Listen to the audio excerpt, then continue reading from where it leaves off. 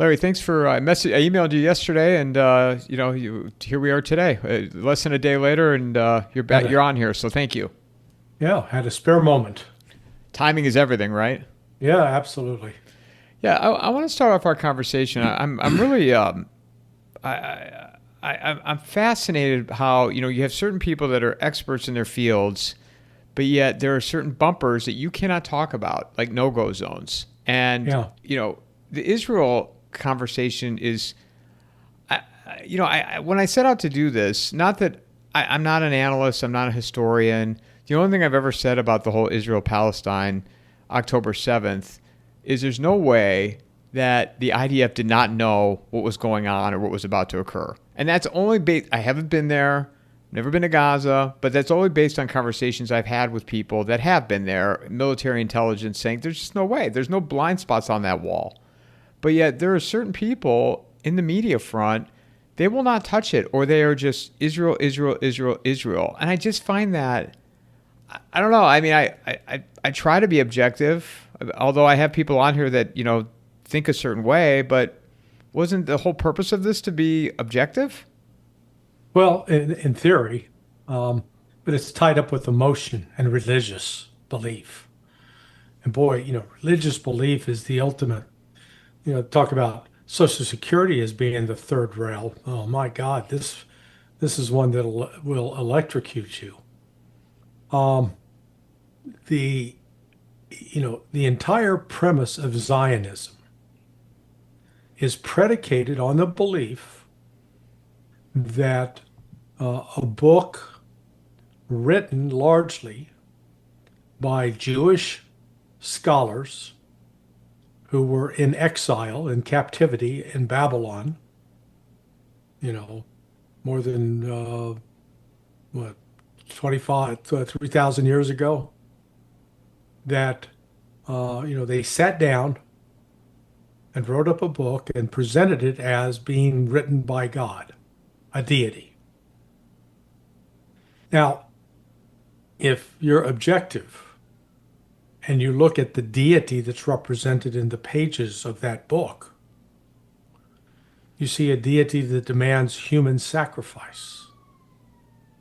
You see a deity that, on the one hand, claims that all things are created by this deity. And yet, this deity plays favorites, likes this group of people, particularly the descendants of Abraham, Isaac, and Jacob, more than anybody else in the world. That they are the most special people in the world, and therefore, because of their specialness, they get to kill other people. And it's okay. In fact, it's following the commands of this deity. The infidelities, the sexual misconduct is not punished or even necessarily sanctioned as long as it's happening to, the appropriate people. You sort of get the insight early on in the story of Genesis of Cain and Abel. And Cain is a farmer, and he brings his first fruits, the harvest, to present it as a gift to this deity, is condemned. Whereas Abel's a shepherd and he kills animals. He wouldn't be on the PETA poster as the world's best representative. And he's embraced by God. So when you step back and look at this entire image of this deity that is used to justify why Israel gets to say, well, this land is our land, even though they haven't occupied it or ruled it for more than 2,000 years, 2,000 plus years. Even when Herod was in charge, he was a descendant. And again, when we're talking Jews, we're only talking, the original promises were supposedly made to 12 tribes. Well, they're only left with about 2 tribes, supposedly, if the Torah account is historically accurate. So I find it bizarre that here we are in the 21st century, and people are using words that were written by guys who were in captivity to justify murdering children and women and men because we put a label on them. It's Hamas, they're terrorists. It's obscene what has transpired. So, and again, the whole Zionist thing, you know, a large percentage of those who settled there came out of Europe. You know, and again, this recognition by God of you being special is entirely based upon biology, hereditary biology, who you were born to. You don't have any choice in the matter. What sort of God is that? What sort of deity is that? I mean, seriously, if that's your deity, I want no part of him. Because that deity that's represented and celebrated in the Old Testament has, in my opinion, nothing to do with what Jesus taught and presented. He broke with the, if you will, the Old Covenant, where it was just restricted to one group of people. But, you know, anytime you set up a system that's going to favor one group of people over others, you get the murder and mayhem like we're witnessing in Gaza and the West Bank. But you know, it's the media members that are just, you know, some of them that are like just pro-Israel, but live in the United States. And that's the other thing that I'm like, what does this have to do with the United States? I mean, why do we have to be involved in this? I mean, I heard Charlie Kirk. Did you see that video of him at Cambridge? No, not yet. It was from last week. And, you know, he's going to, you know what he does? He goes to these universities and talks to these 18-year-olds and makes them, you know, lets them ask a question. It's entertaining. He's a good debater.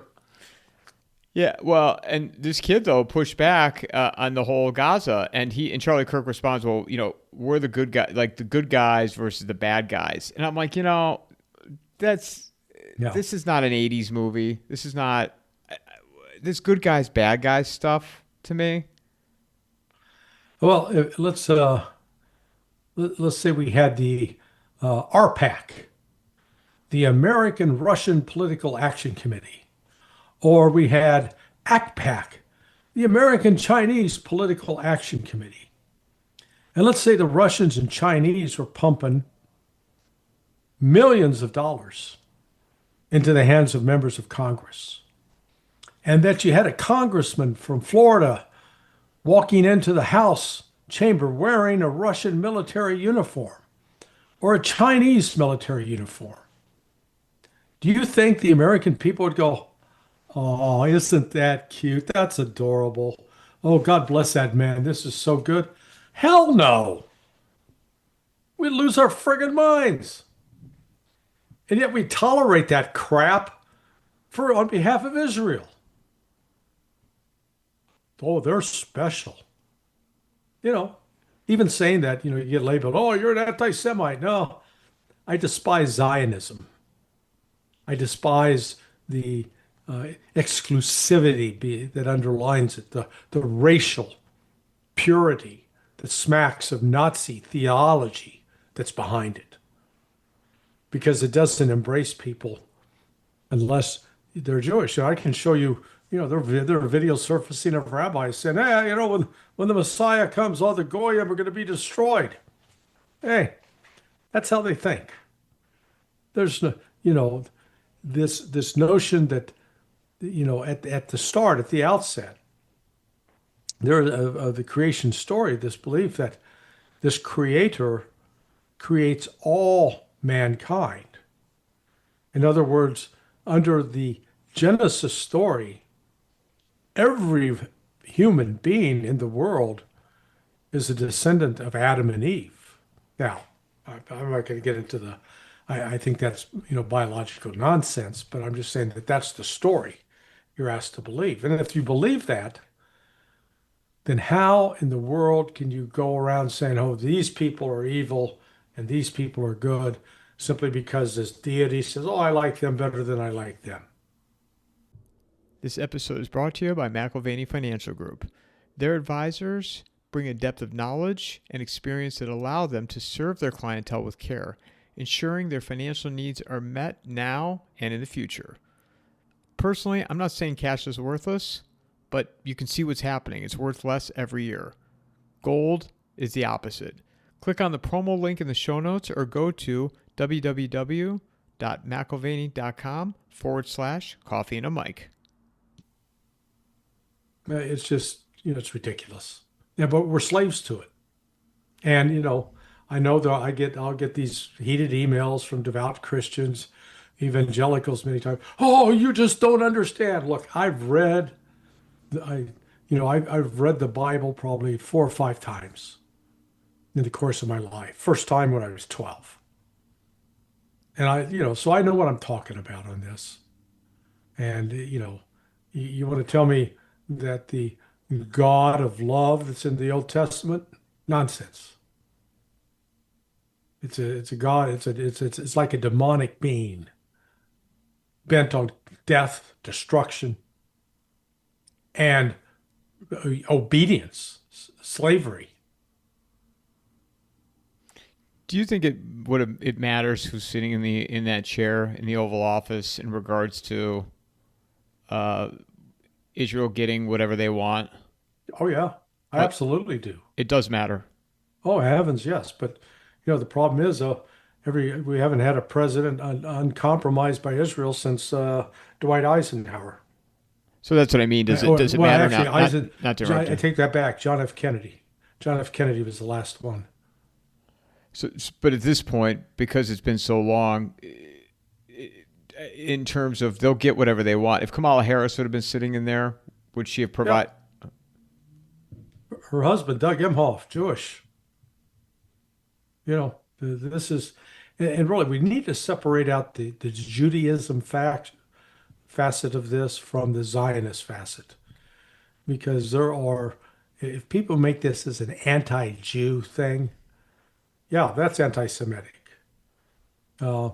Just like if you make it an anti-Palestine thing, that's anti-Semitic as well. They're both Semites. So, you've got to make it about the ideology, the Zionist ideology, and that's why you've got several, a whole number of Jews who oppose it. From Aaron Mate, Max Blumenthal, Jeffrey Sachs, Norm Finkelstein, Katie Halper. You go down there's quite a number. And those I just mentioned those is because they're on podcasts and such. And then you got the other side. You got the Ben Shapiro's and. Yeah, well, like I said, Ben Shapiro's an Israeli firster, which just be honest about it. Because if you had to choose between saving Israel or saving the United States, who would you save? Well, he'd say Israel. Okay. Just as long as you're being honest about it. But don't give us this pretense. Like I said, the crap that we tolerate out of these Zionists, these pro-Israeli hacks that dominate in our society, if we took the way pro-Israeli and made it pro-Russian or pro-Chinese or pro-North Korean, we wouldn't put up with it for a minute. I'm not saying that you can't argue the issue on behalf of why you think Zionism is an appropriate idea, but don't use it to punish people in society. And we've reached a stage where the American Israeli Public Affairs Committee has free run of Congress, of really our political system, and anybody that steps up to criticize that, is going to almost certainly is going to be labeled an anti-Semite. That's what they're going to call me, an anti-Semite. I'd like to get them in front of my face calling me that. You must get emails all the time about this kind of stuff. Not as much, but I get them from time to time. Oh, you just don't understand. No, I understand perfectly. You just don't like what I say, what I think. Do you respond to that, or you just ignore it? Sometimes. Of course, I responded in a pretty offensive way today to this one individual uh, who's some guy named Schneider, and he was, he said, "Oh, there's no starvation among the Palestinians. They're well fed and fat." I called him a horror of a human being and told him to go have sexual relations with himself and asked him never to contact me again. With people like that, there's no foundation for dialogue. Yeah, I've gotten a couple of emails like in the last week or so where emails and then a Substack messages, people talking to me about Pete Canones, who I have on all the time. I like Pete, about a show that he did, which I still haven't listened to. And I said, I don't know what you want me to do. I didn't listen to it. I don't know what you're looking for from me. And what was it about? him and Stormy Waters were on a show and talking about Israel. Again, I didn't listen to it, so I don't even know the context of it. But they make it a point to reach out to me because I've had Pete on, and I'm like, okay, what do you want me to do about this? They're adults. They can talk about whatever they want to talk about. They go to them. Why are you coming to me? Sure. I'd have Pete on my show tomorrow if he wants to come on. I like Pete. He's got movie tastes like you do. Yeah, I've been on his show before. But it's just it's just weird. First of all, I would never take the time to email somebody like that. But no, it's just, yeah, I don't know. Not to kind of, I went off track here a little bit, but do you think that Trump, I'm not hearing about this resort in Gaza anymore. Is that gone away? Trump, no, it hasn't. And they're still looking, they're hoping with the passage of time that the Palestinians will be eradicated out of Gaza and that Israel can develop it. I hold, Donald Trump now as complicit in this genocide. He could stop it today. It's very easy. You tell Israel, no more weapons, no more aid, and you're going to open up the borders and allow the aid in, and you're going to keep your crazed settlers and everybody from interfering and taking and destroying the food. We're going to feed these people, and they're going to have a homeland, and it's there. But he won't say that and do that. He's a captive of the Zionist money. That's sad. Will they be successful removing these people? I don't want to. I don't mean to say these people. Removing the Palestinians. I don't know. Let's put it this way: you can't rule it out in the same way that the Germans exterminated the Jews in Poland. Almost all of them. You set up death camps, you forcibly put people on trains, you haul them there, and then you offload them and you kill them. This is the 21st century equivalent of what the Germans did to the Jews. It's beyond ironic. I'm still amazed that anybody has survived that for this long, and whatever with the population, what's left of it, I can't believe it. Yeah, they are. The people are resilient, and it stands as a damning indictment of the world, with the only ones daring to do anything, to take any kind of risk on their behalf, have been the Houthis. Other than that, the rest of the world is silent, including Russia and China. I mean, shame on them too. Yeah, and the Houthis, Trump had issued all these threats to them and making it the appearance that they've calmed down, but yet they're still bombing. They're still sending bombs into Israel. No, they've launched. They continue to launch missiles at Ben Gurion Airport in Tel Aviv, and it's shut down. So, and Israel then continues to conduct some bombing raids in Yemen. I just wish the Yemen had some better air defense so they could shoot the Israelis down. That's what it's going to take. Israel's going to have to lose a bunch of pilots for them to wake up from their hubris. What do you think the future of Israel is? I think it's bleak. I don't see necessarily how it survives. It has lost its moral core. The majority of people favor murdering and displacing Palestinians. They view Palestinians as subhuman, Untermensch. And I don't see how Israel survives this without a renaissance, without, if you will, repentance, and being willing to live side by side with the Palestinians without trying to impose and restrict them. They keep saying, "Oh yeah, well, look, the Palestinians had their state in Gaza, and look at all that came out of that. It was a open air prison camp, for God's sake. They weren't free to come and go. Just like you can go get on a plane today and fly to another country. Now you'll have to have a visa maybe for that other country, but they're not going to stop you at the borders of the United States from leaving." But that's exactly what happened, and you're not going to have some outside authority telling you who can and cannot come into your territory. When you say bleak, how do you envision going from where we're at today to a decline? I mean, but the Israeli economy is already in a basket case.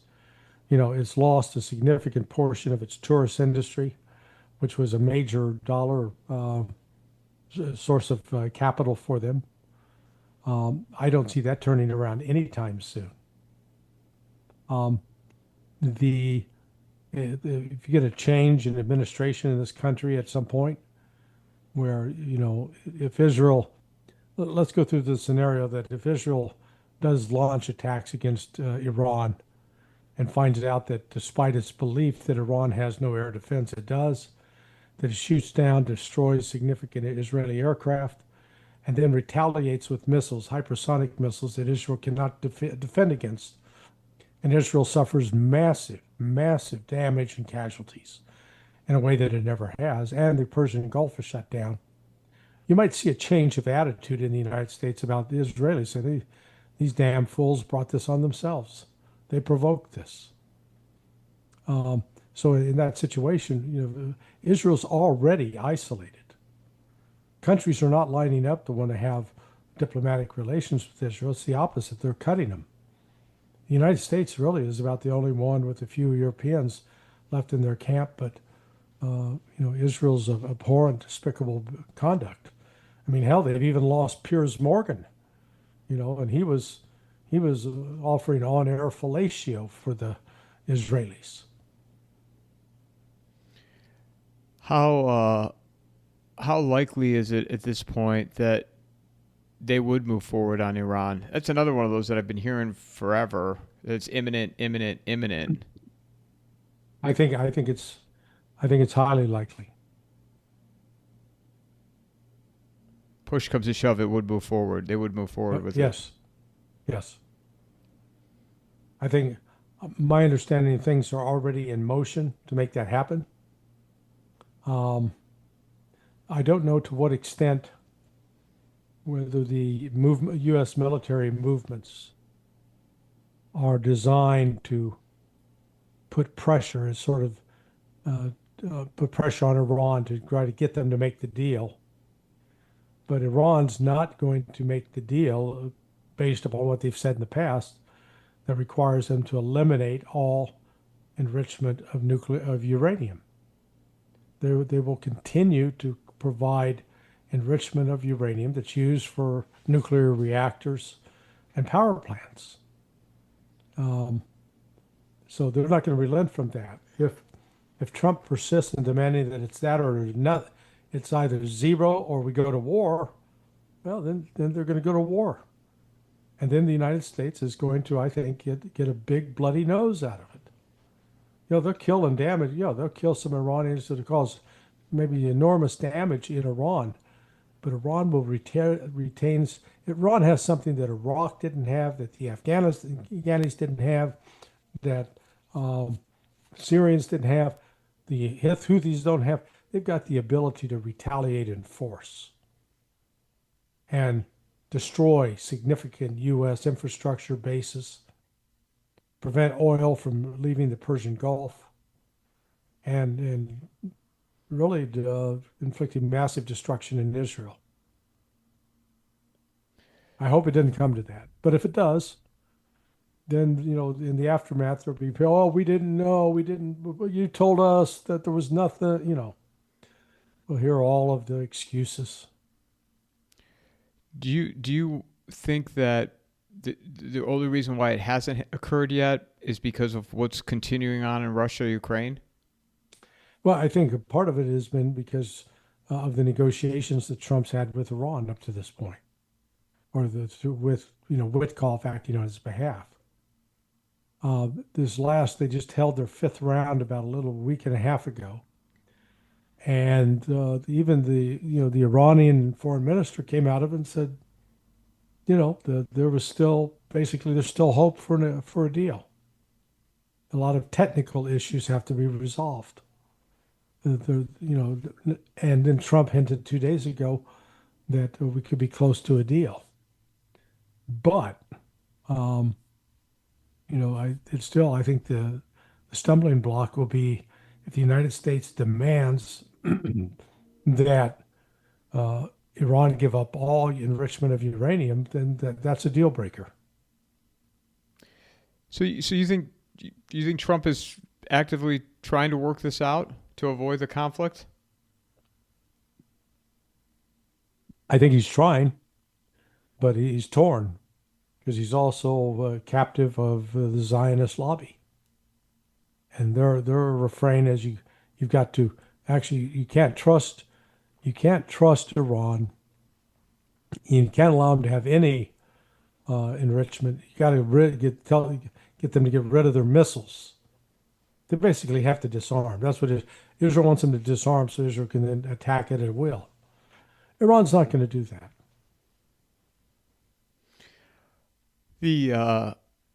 What about a potential false flag in order to?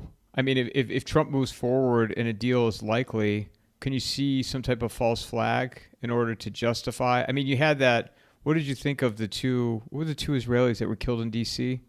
last week? Yeah. No, well, it was awful. It was I call it's a horrific crime. There's, this supposedly pro-Palestinian activist that assassinated these two kids. He's acting just like the Israelis. No difference. If they were carrying weapons and wearing uniforms and engaged in combat activities, fine, kill them. That's justifiable homicide. But this was unjustified. And, I agree. There's a part of me that wondered if this guy was put up to do this in order simply to inflame passions and to ensure that the United States would not back away from Israel in any way. And when I say back away from Israel, signing an agreement with Iran is viewed as backing away from Israel. I wonder, is this being delayed because, do we have the resources to provide equipment in the Middle East because of everything right now that's still going to Ukraine? You said we do have the resources? No, I said, do we? Do we have the resources? No, we don't. No. We don't. We have limited power. We can't even supply. We couldn't supply Israel with enough Patriot missiles, even though they're not effective against what Iran would fire. But who cares about that? At least it looks good when they get fired off. No, the United States we're really in a difficult situation, and the problem is we keep lying to ourselves. We're like an alcoholic or a meth addict that says, "Oh no, I'm fine, man. I'm fine. I feel good," and we're completely drunk and strung out all the time. Our defense industry is a shambles. What they produce is terribly expensive, and they can't produce it in any kind of quantity. We've seen that like with our just the Secretary General of NATO said last week, you know, Russia is producing more artillery shells in 3 months than all of the NATO countries combined, including the United States, can produce in 1 year. Think about that. Russia right now, these critics of Russia say, "Oh, they're only able to build 250 tanks a year." Well, those are brand new tanks built from scratch, but they're doing probably 2,000 on top of that in terms of refurbishing older models. But you know how many new tanks the United States builds? Zero. And how many refurbished tanks a year do we do? 70. So in other words, Russia's building almost 4 times as many tanks as us in a year, but we're the big industrial power. As I said, America keep looking in the mirror and thinking, "Oh God, man, I'm a stud. I look good. I'm great. I'm in great shape." And we're standing there with, looks like 2 bowling balls have been stuffed into our belly. We've got skin cancer, and we got high blood pressure. We're not the stud we think we are. And, the only way you find that out is when you go up against somebody that actually is capable of giving you a good pounding, which is, candidly what I fear will happen if we back Israel in an attack on Iran. It would be very devastating for us. What are you concerned about more right now? Middle East or Russia? Middle East. I mean, Russia's winning. The biggest danger and concern in Russia is what's taking place in the Baltic Sea with all of these European poodles, Estonia, Latvia, Lithuania, Finland, Denmark, trying to interfere with Russian shipping. And the Russians are going, "No, that's not going to happen." So these commercial ships that are going to and from Russia are now being accompanied with military escort. And any of these other countries that try to interfere with them, they're going to get shot. So that could, that conflict there could erupt. But apart from that, what's going on with respect to Iran is the biggest concern. What about, before we go over to Russia, what about Syria? It's a mess.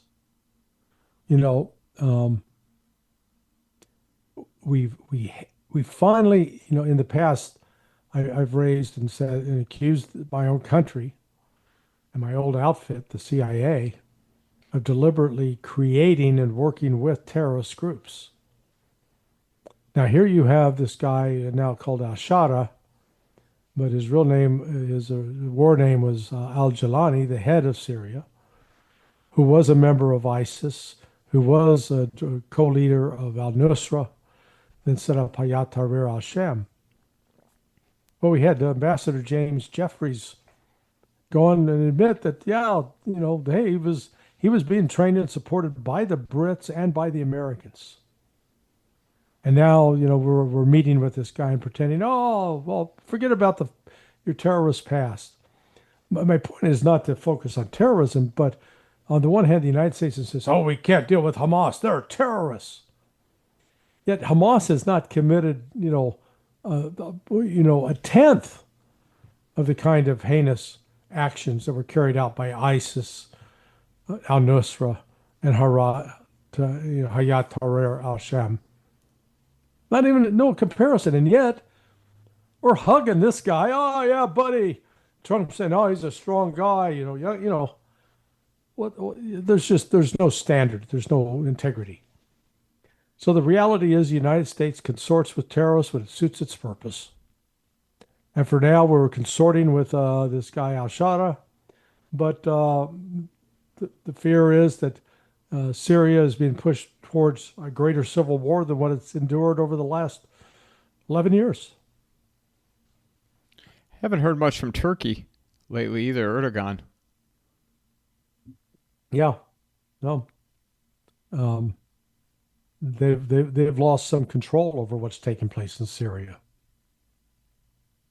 Now, I guess on the good news on the Turkish front is that the PKK, the Kurdish Workers' Party, basically declared an end to hostilities against Russia. The head of it, a guy named Öcalan, who's been in Turkish prison, said, okay, lay down your arms. No, we're not going to be a separatist movement anymore. So that was one of the major concerns for Turkey. The fact that they got Öcalan to turn, I don't know if they tortured him or not, or if it was a willing conversion, but that has, it's changed the face of some of the violence taking place in Syria. Did you think when Trump came back into office, and remember he said 24 hours, Putin, which, you campaign and say things, what have you, to sell the sizzle, right? But what were your expectations of what Trump would be able to accomplish once he got back into office in regards to Putin and Russia, Ukraine? Oh, he could have pulled the plug and shut that whole thing down, just like he could have done with Israel. That was my hope, that he was sincere about pursuing peace. But he's not. He is an insufferable narcissist who the only thing he wants is to get credit for stuff that he hasn't really done. Now, the fact of the matter is, he keeps insisting, oh, this war in Ukraine never would have started. If I'd been president, never would have started. I think that's nonsense because he's the one that supplied offensive weapons to Ukraine, unlike Barack Obama. One thing that Trump did that Obama didn't do was supply offensive weapons. The Ukrainian military force grew while Donald Trump was president. It didn't shrink. And Donald Trump wasn't going out of his way to rein in NATO and the U.S. European Command from conducting military exercises. To the contrary, there were more NATO and U.S. military exercises involving Ukraine while Donald Trump was president than any president before him. And remember, Obama served 8 years. Trump was doing more than 5 exercises per year under his term. So he continues to allow intelligence to be supplied for shipments of weapons, aid that's already in the pipeline to go forward. He could have shut it down. So, talks a good game, but doesn't deliver. He said that when he was verbally beating up Zelensky. He said, I gave you javelins. He said that. Yeah, of course. He takes pride in it. And then he tries to act like I'm just an outside observer with this conflict between Russia and Ukraine. No, he's not. This war would not have happened were it not for the United States. Not just Trump, but Obama and Bush and Clinton before him. What do you think Putin's in his head right now of where Russia is sitting in all this? Have you ever watched the Oliver Stone interviews with Vladimir Putin? No, just a Tucker. Okay, go to YouTube and look up the Vladimir Putin Oliver Stone interviews. It's a 4-part series. Watch that. Anybody that's listening to you, watch that, and you'll get an understanding of who Putin is. Putin understands exactly what the threat is from the United States. He's wise enough to know that they want to avoid, if possible, nuclear war. That is really not a good option. But that he recognizes that there's provocation after provocation from the West, and they're taking all necessary steps to defend Russian interests. And we'll do it with as much force as necessary. So, They're going to continue to deal with Trump. They're going to ignore his childish, juvenile outbursts. His claim the other day, I don't know why Vladimir Putin is doing this, killing all these people. Well, it not only was it stupid, it was ignorant, it was wrong. It was factually wrong. He ignored the fact that Ukraine had launched more than 800 drones. Some news reports up to 1,400 drones in the week prior to Russia's retaliation starting May 24th. And on that 24th, when Russia fired like 543 missiles, or 545 drones, and 83 ballistic missiles, they killed a grand total of 30 civilians. Now, if Trump doesn't understand how miraculous that is to level that sort of military force and to only kill 30 civilians, while the Ukrainians were actually attacking civilian targets, Russia attacked only military targets. And Trump not to understand why Putin retaliated. I mean, again, this sort of buffoonery out of him. I'm getting fed up with it.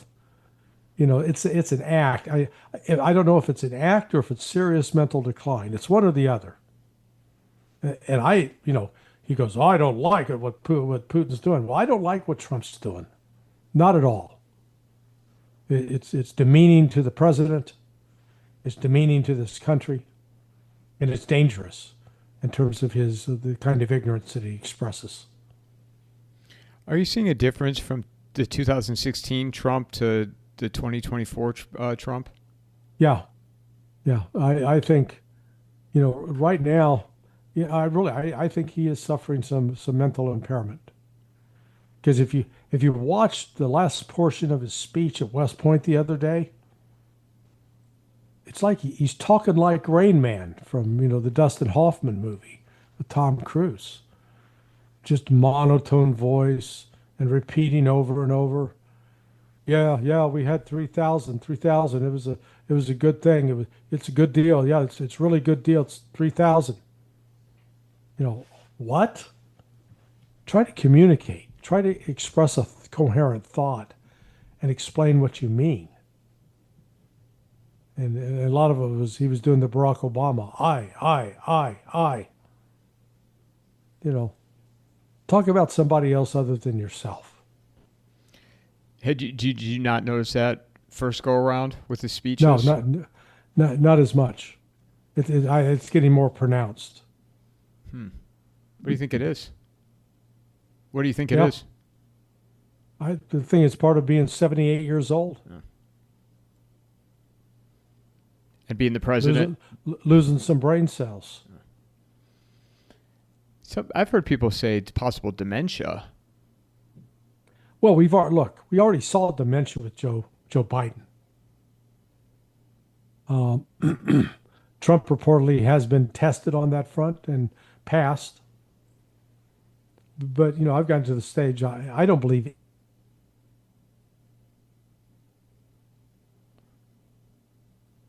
Froze up for a second there, Larry. Of lies after lie after lie and being gaslit.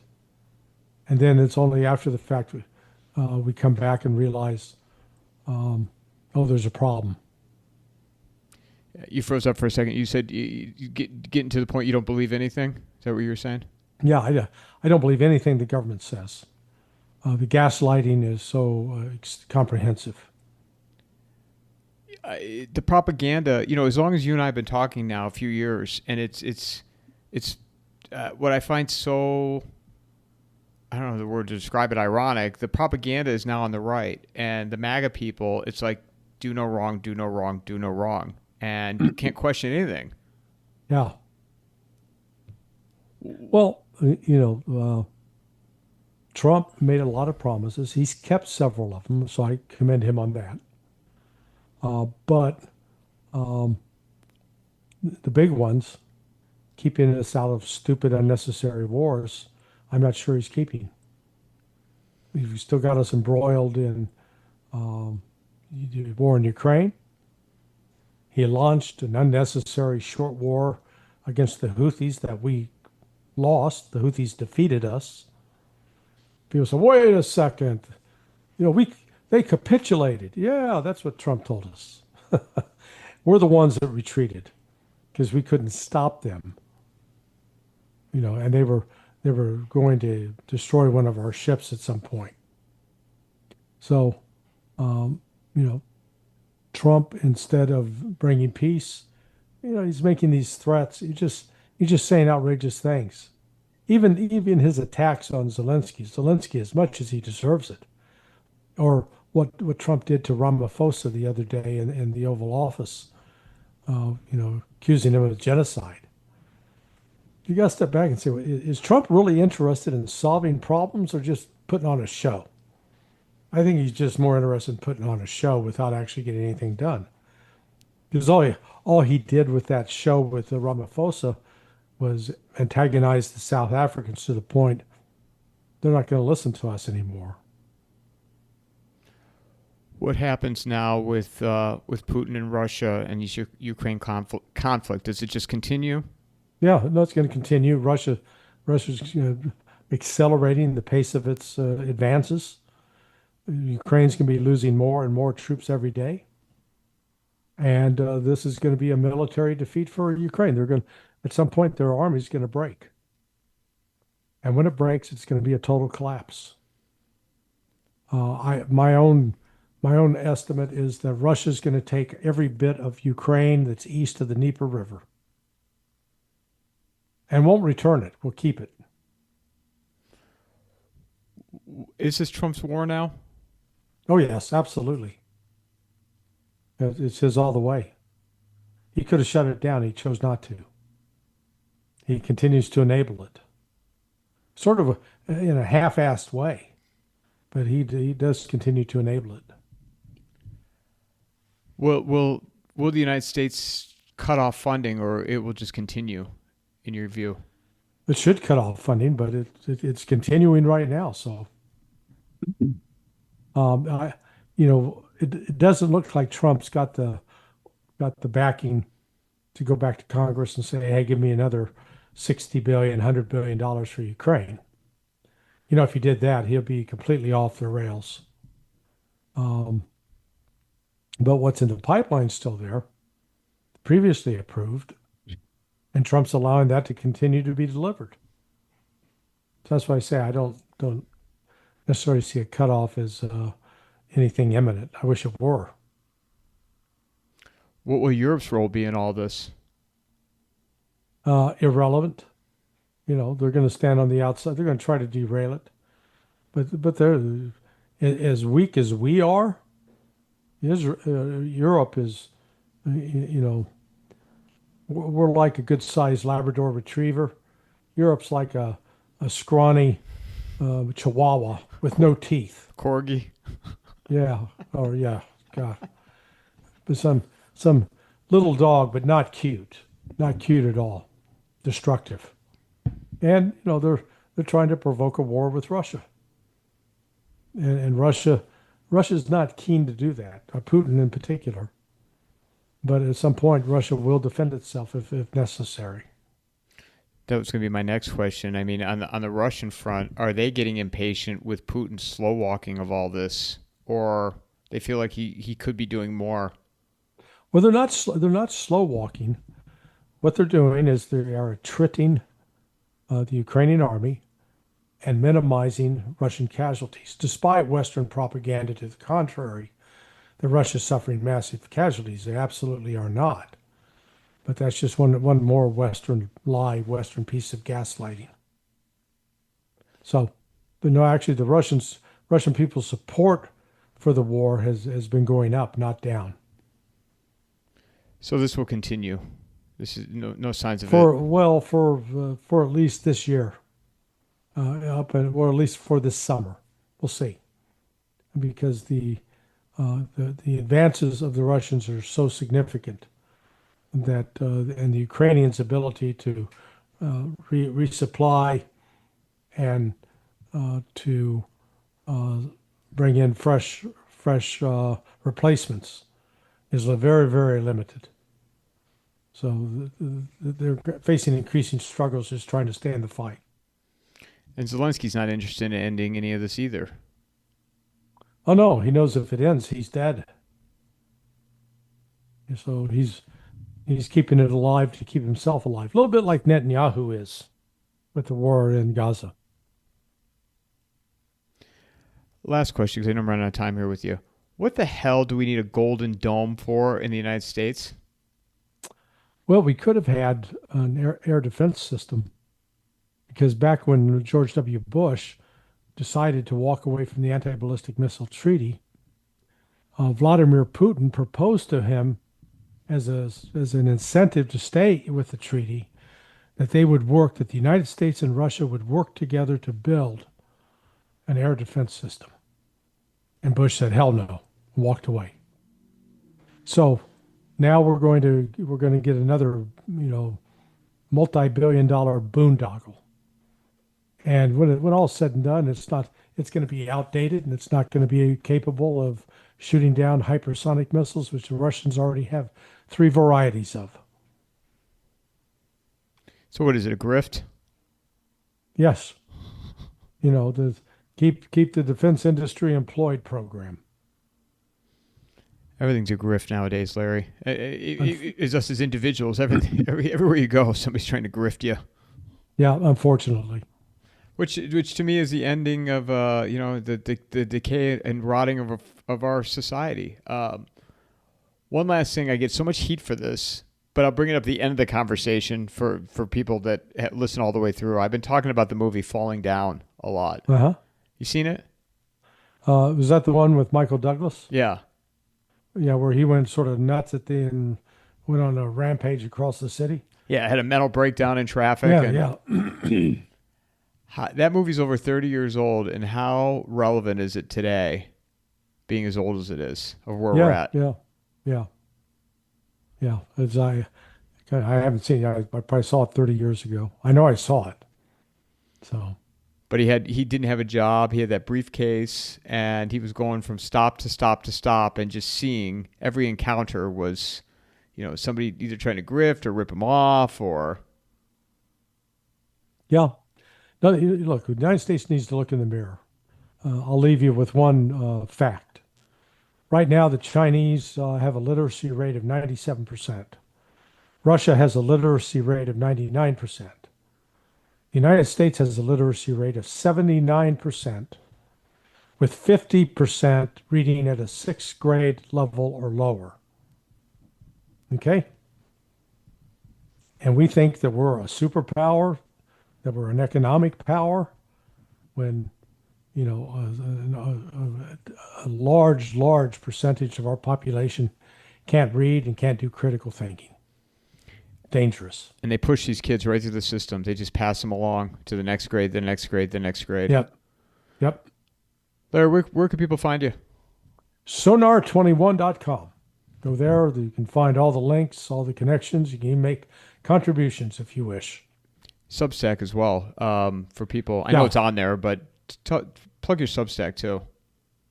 Well, it's under Son of the New American Revolution Substack.